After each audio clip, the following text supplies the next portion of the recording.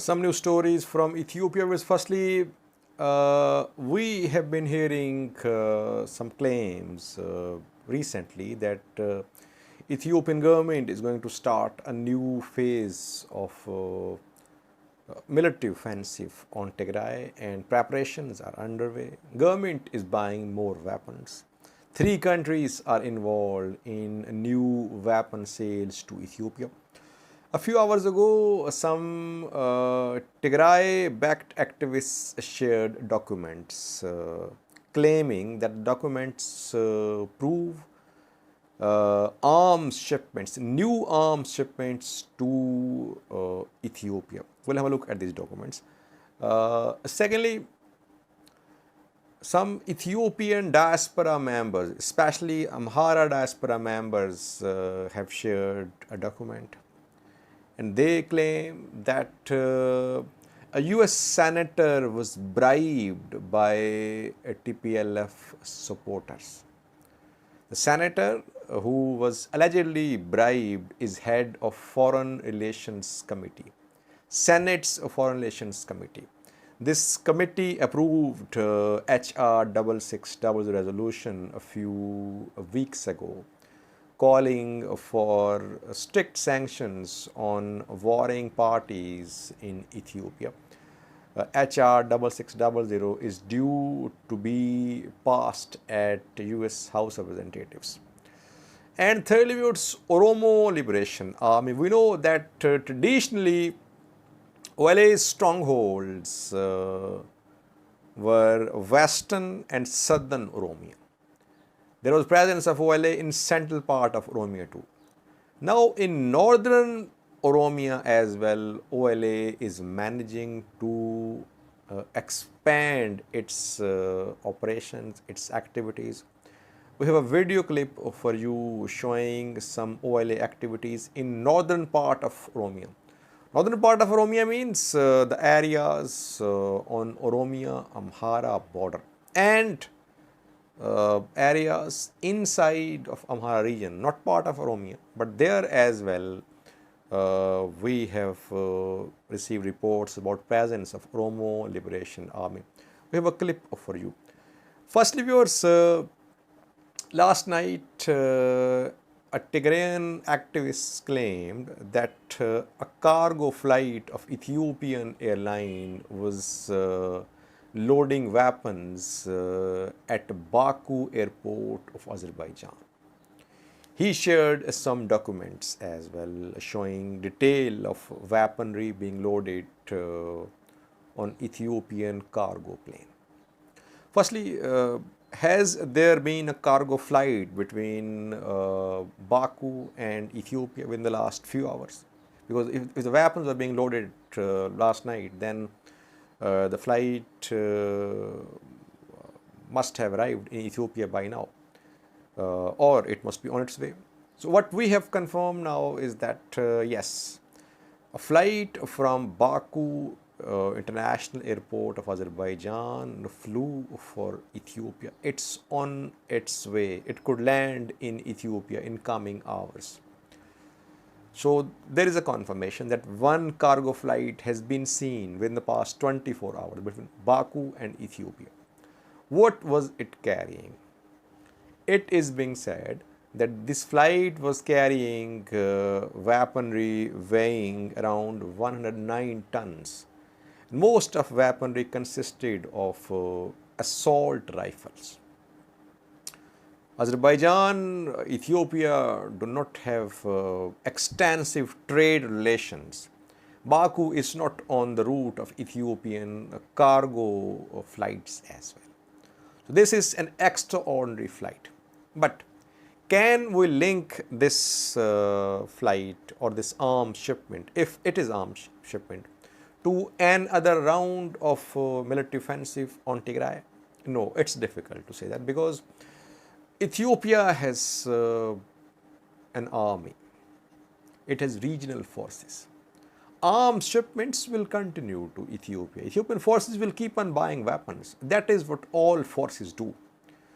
So from one or the other country, weapon shipments will arrive in Ethiopia in coming days, weeks, months. It will happen. It has been happening for years. Because militaries, armies, forces need assault rifles, weapons, other type of weapons. We cannot say on the basis of this development that Ethiopia is planning a major military offensive on Tigray. What we can say for sure is that Ethiopia is investing to make its forces stronger. Despite being economically under pressure, Ethiopia is not stepping back from strengthening its forces, its army. Its defense budget has not been curtailed, it has been increased instead. So this flight is an evidence of this fact. Secondly, Ethiopian airline is a civilian airline. If it is involved in shipment of weapons, is it allowed to this airline to ship weapons? That is an important question. Ethiopia does have military cargo planes which can be used for these arms shipments. If Ethiopia isn't using a military cargo plane, it means that it wants to hide these arms shipments. Otherwise, Ethiopian military cargo planes can be used for these arms shipments.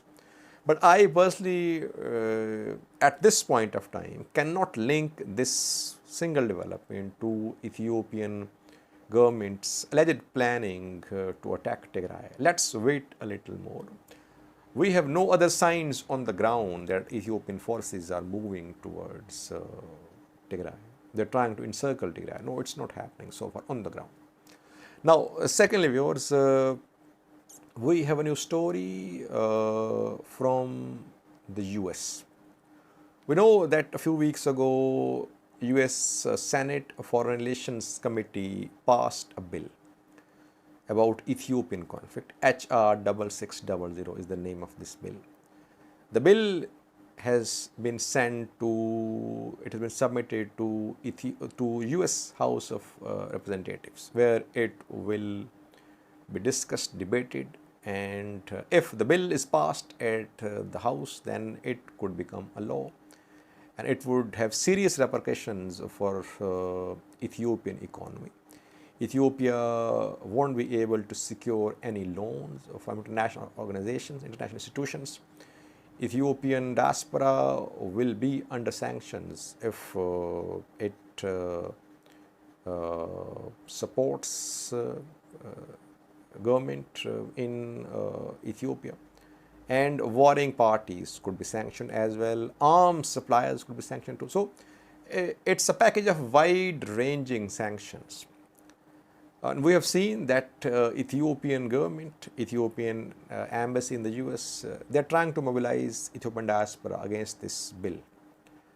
And they have requested, they have urged US government not to pass this bill. Now, some diaspora members have shared documents. The documents show a list of donations received by Bob Menendez.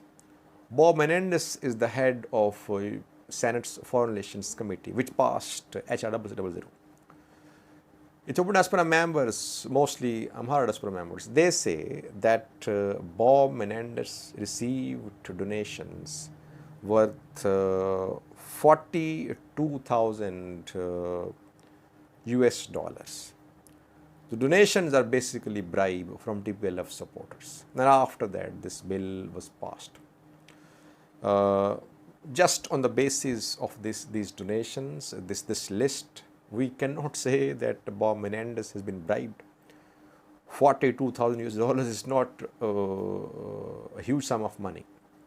And secondly, donations are part of US political culture. Political party receive donations there. So on the basis of this document, you cannot charge Bob Menendez for having been bribed by TPLF supporters. But yes, we have heard that some lobbying is underway from TPLF side to put pressure upon Ethiopian government to pass this bill. We have received some reports about TPLF's lobbying efforts in the US, but even lobbying is legal in the US. It's part of the law, it's not against law.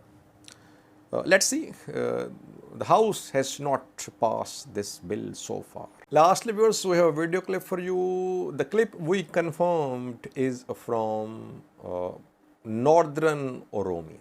I won't disclose the exact location. It could have repercussions for the people shown in the clip, but it's from Northern Oromia. Northern Oromia means Oromia-Amhara border. Is it from Oromia side of the border or from Amhara side of the border? That's not clear. But the clip is from northern part of Oromia and it just shows the presence of Oromo Liberation Army on Oromia-Amhara border and in some parts of Amhara as well. Traditionally, OLA strongholds have been Western, Southern Oromia. Southern Oromia, Guji, Borana, Western Oromia, Velaga, and then Horo Godoro as well.